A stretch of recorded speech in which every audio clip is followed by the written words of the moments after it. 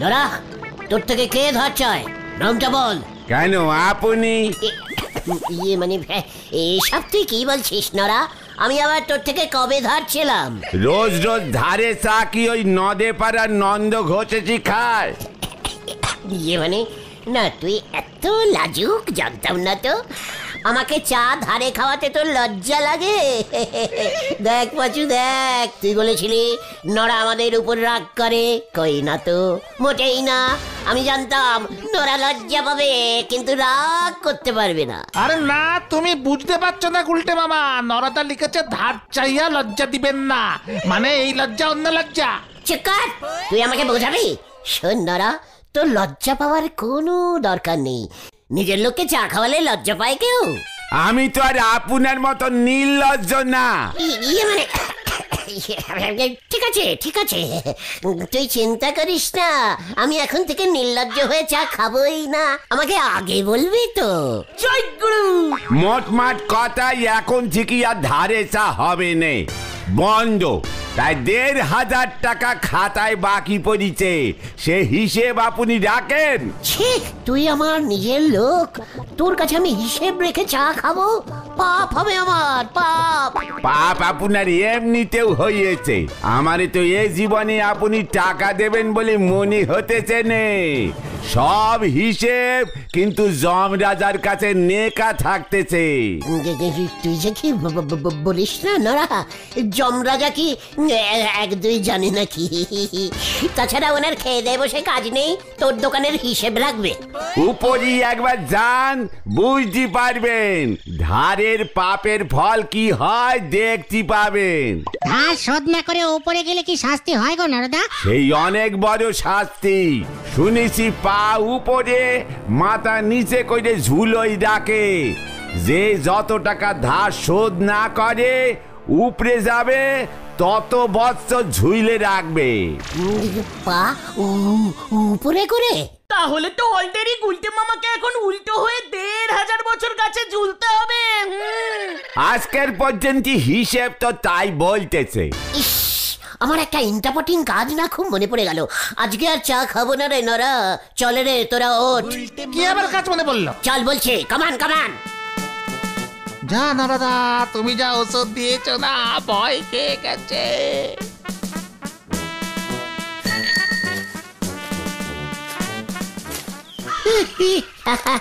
নরা ভাবলো আমি বোধহয় ভয় খেয়ে গেছি। তাহলে তুমি উঠে চলে আসলে কেন? যে দোকানদার এত লজ্জা পায়, তার দোকানে আমি আর চা খাবোই না। তাহলে এখন থেকে কোথায় চা খাবে? নরদার মতো কেউ তোমাকে ধারে চা দেবেই না। দরকার নেই, কোনো দোকানে চা খাবো না। তাহলে কোথায় খাবে? পেয়ে গেছি, পেয়ে গেছি, চালিয়ে আয়। যা রে পাঁচু। কেমন আছেন চিত্তদা? কতদিন পর দেখলাম।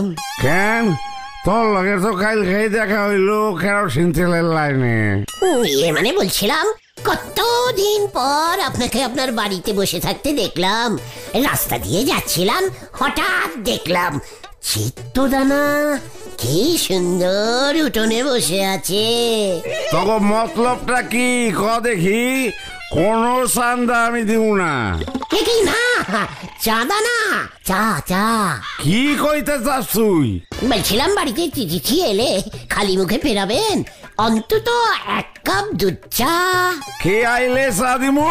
এই অতিথি, অতিথি। তোরা হইলে গিয়া অতিথি? হ্যাঁ, তখন চা খাওয়াইতে হইব? আগে নয়তো পাপ হয় চিত্তদা। আপনার যা বয়স, এই বয়সে উল্টো করে গাছে ঝুলে থাকতে পারবেন না, খুব কষ্ট হবে। তিথি মানে অতিথি মানে ওই আর কি, মানে হলো গিয়ে ইয়ে মানে কি যেন হয় রে পাচু? এই নারায়ণ, নারায়ণ, ভগবান, ভগবান। হ্যাঁ, আমরা এখন ভগবান নারায়ণ, চা দিতে হয়। তাই বুঝি? তুই আইলে চা দিতে হয়। পারুলেন মা, ঘর থেকে ঝাঁটাটা লইয়া আসো তো, অতিথি সেবা করুম। এই গুলটে মামা, চলো চলো চলো। ইয়ে মানে থাক, আমরা তো আপনার নিজের লোক, কোনো তিথি না। আসি হ্যাঁ চিত্তদা, পরে এসে চা খাবো। চল রে, ওদিকে কত কাজ পড়ে আছে, আশ্চর্য। উসবুক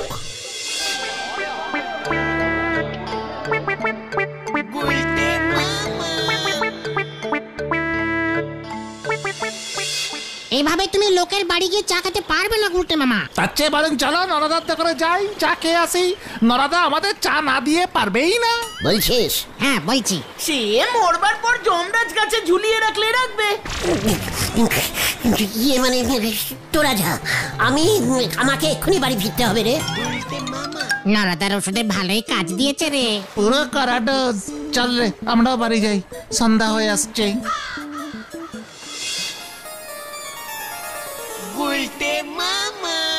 কি মুশকিল মে পড় গিয়া রে বাবা। এই চা না খেলে আমার ঠিক মতো খিদেও পায় না তো। এই দিনটা ঠিক মতো করতে পারলাম না। নড়া আমাকে ঢপ পারলো না তো। যমরাজের কাছে আমার ধারের খবর পৌঁছবে কেমন করে কি জানে।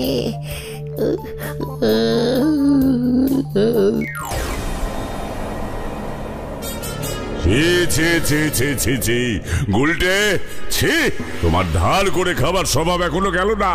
ইয়ে মানে স্যার, না মানে যমরাজ মশাই, আমি শুধু নড়ার দোকান থেকেই ধারে চা খাই। মোটেই না মহারাজ, এই মনুষ্য সত্য কথা বলছেন না। এখনো পর্যন্ত ওর ধার প্রায় 4,500 পৃথিবীর টঙ্কা ছাড়িয়ে গিয়েছে। নরাচন্দ্রর কাছে 1,500, বাজারে হরিমুদির কাছে 590 টাকা, মৎস্যের দোকান, পাদুকার দোকান, মিষ্টান্ন ভান্ডার, সর্বত্র সর্বত্র ধারে ধারে একেবারে ধার করে ছেড়েছে। ইয়ে মানে সব ধার শোধ করে দেবো স্যার। তোমাকে বিশ্বাস করা কঠিন। তোমার জন্য আমার জমালয়ে সমস্যা তৈরি হইয়াছে। ইয়ে মানে আমি আবার কি সমস্যা তৈরি করলাম স্যার? প্রচুর লোক মরিয়াই যম রাজ্যে আসিয়াছে, যারা তোমাকে টঙ্কা ধার দিয়াছিল। স্যার, চিত্তদার বাবার থেকে 30 টাকা নিয়েছিলাম, ঢিলা দাদুর থেকে 5 টাকা দিয়ে কুলের আচার খেয়েছিলাম। ওরা তো মরে গেল, আমি কি করবো বলুন? আপনি তো ওদের তুলে নিলেন স্যার, আমার কি দোষ? এ কি বলছো উল্টে? উল্টে আমাকেই দোষ দিচ্ছ? তোমার সাহস তো কম নয়। তুমি জানো, যাদের ধার তুমি শোধ করনি তাদের আত্মা এখনো শান্তি পায়নি, আর আত্মার শান্তি না হলে তারা আবার পৃথিবীতে জন্মাতে পারবে না। শ্রাদ্ধ ঠিক মতো করেনি স্যার, লোক খাওয়ায়নি কিন্তু। মোটেই না। চিত্রগুপ্ত ওকে দেখাও, ওর জন্য কত লোকের আত্মা মরবার পরেও কষ্ট পাচ্ছে। প্রহরী, প্রহরী, আমাদের ধার আমাদের আরে আমার ধারটা শোধ হয়নি। আরে আমার 30 টাকা চলে গেল, চিত্তরে কইয়া হইতে পারি নাই।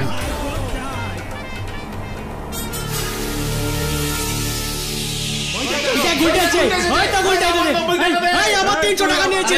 শোধ করে আমাদের আত্মার শান্তি কর। একই ক্যালটা বুলাস কেসরে ভাই। এই আপনি দেখছি পুরো আমার শ্বশুর মশাইয়ের মতো পাক্কা ধরিবাজ। তাড়াতাড়ি চলুন, তাড়াতাড়ি। যা দেখছি আপনাকে পেলে আর এখানের লোকজন আস্ত রাখবে না। বলছি আমাকে ছেড়ে দে, আমাকে ছেড়ে দে সিকিউরিটি ভাই। আমি তো নিচু পোস্টে কাজ করি, আমি ছাড়বো কেমন করে তোকে? ওরে ভাই, তুই এর মধ্যেই ভুলে গেলি পৃথিবীতে নিচু পোস্টে যারা কাজ করে তারাই তো সব সেটিং করতে পারে। প্লিজ প্লিজ তুই আমাকে বাঁচা ভাই।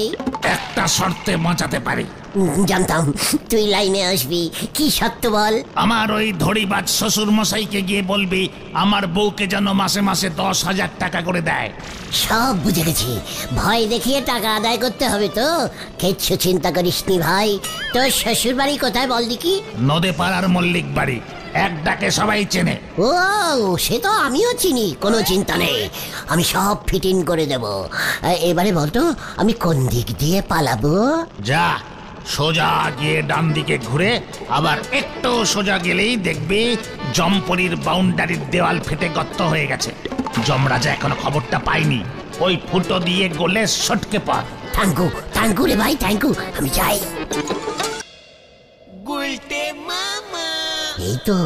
এই তো দেয়াল ফাটা।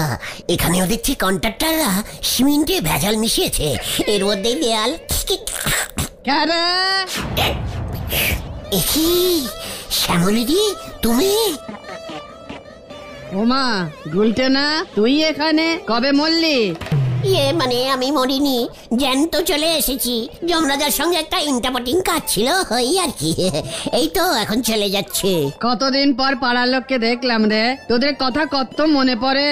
2 দিনের জ্বরে হঠাৎ করে তুমি এভাবে উপরে চলে এলে। এখন আমাকে কেউ আর চা খাওয়ায় না। তুমি তো গেলেই চা করে দিতে। হলদরদা খিটমিট করতো, তবু তুমি শুনতে না। থাক, তোদের হলধরদার নাম আমার সামনে উচ্চারণ করবি না। দেখি কেন? হলদরদা তো তোমাকে কত ভালোবাসতো। ভালোবাসতো না ছাই, অতই যদি ভালোবাসতো ধুম জ্বর নিয়ে 2 দিন বিছানায় পড়েছিলাম, ডাক্তার পর্যন্ত দেখালোই না। ওনার তো সুবিধেই হয়েছে, বউ মরেছে। তোদের হলধরদাকে গিয়ে বলিস আমি উপর থেকে সব দেখতে পাচ্ছি। মানে কি করছে হলদরদা? কেন জানিস না বুঝি? ওই সুলতা না ফুলতা নতুন ছুটিটা এসেছে পাড়ায়, নিজের অফিসে আবার চাকরি দিয়েছে। সুতলা সুলতার সঙ্গে মানে ঠিক বলেছেন শ্যামলিদি। হলদরদা না আমার লাইনে ঢুকে পড়ে বারবার করস লাইন করে দিচ্ছে। তোর লাইন ও পুরো কেটে দেবে।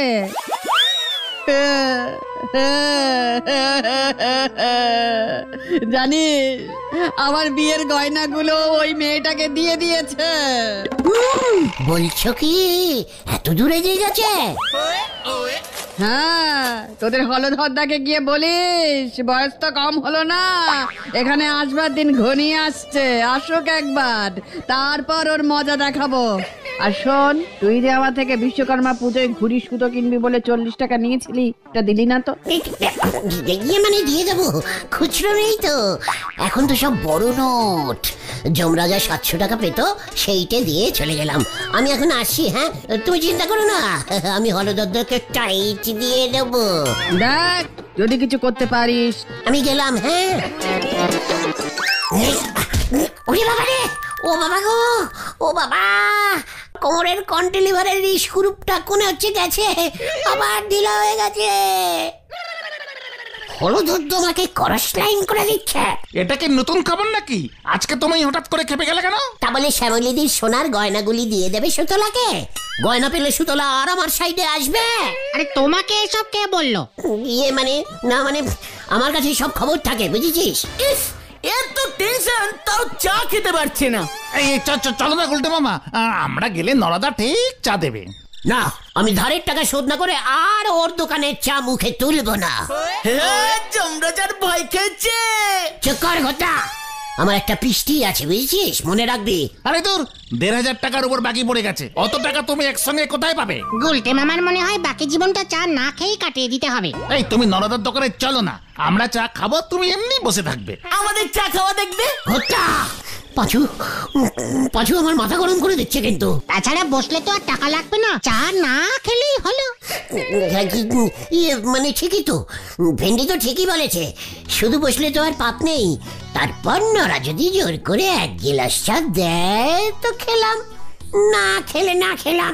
তাই বলে দোকানে তিথি গেলে লোকে চা দেয় না। এই ঠিকই তো, এই তাহলে চলো চলো যাই বল। হ্যাঁ হ্যাঁ চলো, চল তাহলে।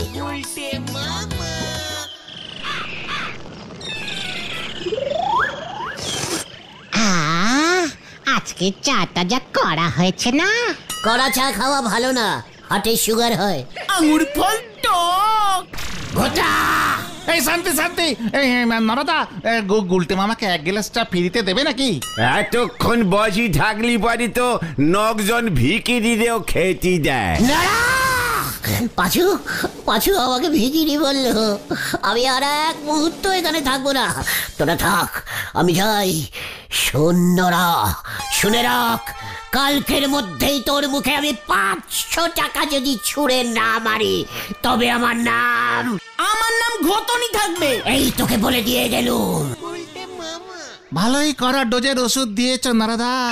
ওরা এমনি না গল্লি, অপারেশন তো করতেই হয় পাঁচু ভাইপো।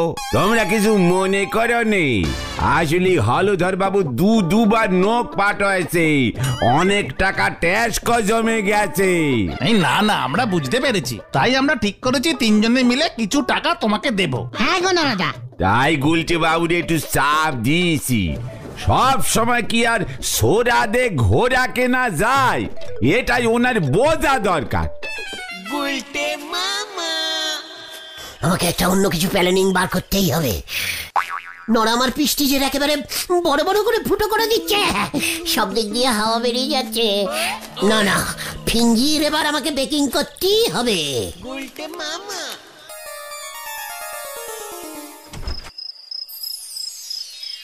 সুলতাকে এই হাতটা খুব মানাবে। শ্যামলী তো আর দেখতে আসছে না। আমি সব দেখছি। ছি ছি ছি ছি ছি ছি, লজ্জার মাথা চিবিয়ে খাচ্ছে গো। কি? হ্যাঁ, কে কে কে তুমি? আমাকে তো এখন চিনবেই না, খালি সুত ধ্যাৎ, সুলতা। মরেছি এখনো বছর 5 হয়নি গো, এরই মধ্যে তুমি।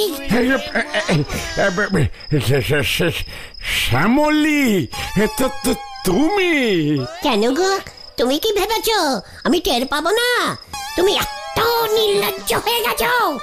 ধরো, তোমার ব্যবস্থা আমি করছি, দাঁড়াও, নিজের চোখে দেখে গেল। শোনো শোনো, কি ব্যবস্থা করবে তুমি?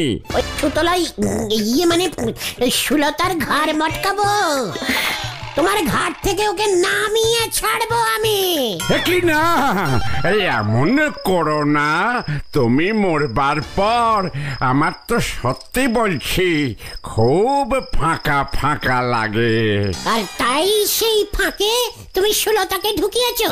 আমি এক্ষুনি যাচ্ছি, দাঁড়াও, ওকে আমি দেখো কি করি। কি না, আমি তাহলে খুনের দায়ে পড়ে যাব শ্যামলী। মরে গিয়েও তুমি আমাকে শান্তি দেবে না। শান্তি চাইলে এক্ষুনি আমাকে 1,500 টাকা দাও। 1,500? মরে গিয়েও দেখছি তোমার স্বভাব বদলায়নি। ব্ল্যাকমেল করে করে কম টাকা তো নাওনি শ্যামলী। তুমি দেবে নাকি আমি? না না না না, দিচ্ছি দিচ্ছি। এই নাও নাও নাও নাও, আপাতত এই 500 টাকা রাখো। হ্যাঁ, বাকিটা পরে দিচ্ছি শ্যামলী। তোমারও তো স্বভাব বদলায়নি দেখছি, খুঁটে খুঁটে টাকা বার করো। তাই দাও দেখি। এই নাও। আমাকে 500 আর সুতলাকে আস্ত সোনার হার। বাকি টাকা রেডি রাখো, আমি আবার কালকে আসবো, মনে থাকে যেন। হ্যাঁ, মরেও শান্তি দিল না। শান্তিতে যে একটু সুলতার সঙ্গে। ইয়াহু! প্ল্যানিং কাজে লেগে গেছে। কাল সকালেই আমি এই টাকাটা ওর মুখে ছুঁড়ে মারবো। আমাকে ভিখিরি বলা, ভিখিরি। এই নেন হলদার বাবু, এই ট্যাক্সকোর টাকা 500 টাকা দিয়েছি, কাল বাকিটা দেবো, একটু নিকে রাখেন। তাই দে, না দিলে তো আর তোরা সরকারকে ট্যাক্স দিবি না। এ কি আবার কি হয়ে যাচ্ছে? নোটটা কেমন চেনা চেনা লাগছে। সে 500 টাকার নোট কি আলাদা হবে? সবই তো একই রকম দেখছি। এই তো নোটটার উপর পেন্সিল দিয়ে টুনির মা লেখা। না না, এটা তো আমি দেখেছি।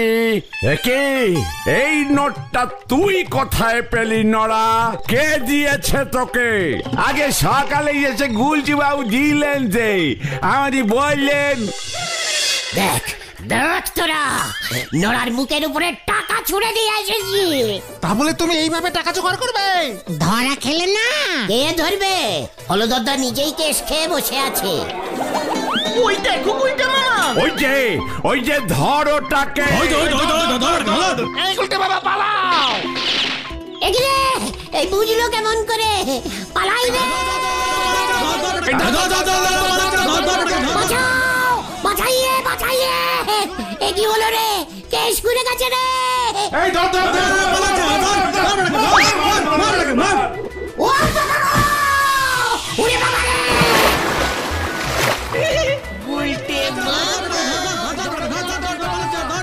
ও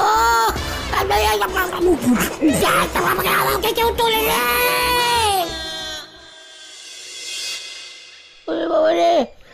ও জলে নেমেও ঠেঙিয়েছে রে! খুব ভালো হয়েছে, হলদরদা তোমার নামে চুরির কেস দেবে বলেছে।